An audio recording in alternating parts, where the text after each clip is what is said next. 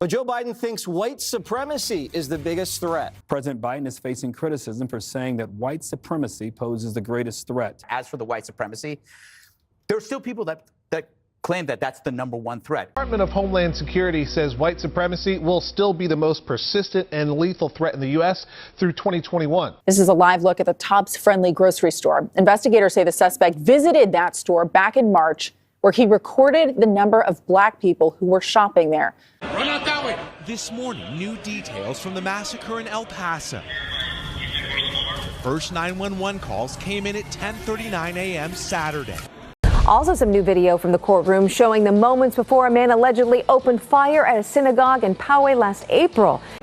The massacre at a synagogue in Pittsburgh has again revealed the ugly anti-Semitism that still exists in the United States. The breaking news from Charlottesville, Virginia tonight. There is a verdict in the trial of a man who drove his car into counter-protesters at that white nationalist rally, killing a young woman.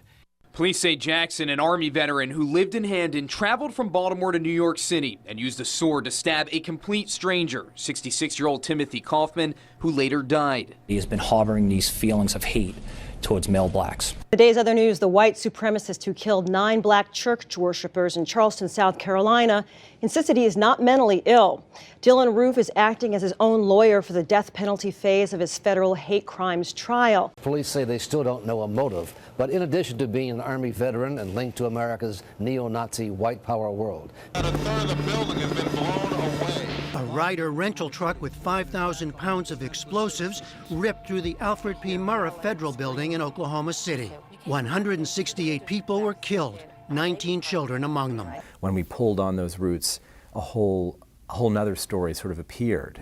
The film delves into the rise of white nationalist militias in the 1980s and 2 later events that galvanized the country and deeply influenced Oklahoma City bomber Timothy McVeigh.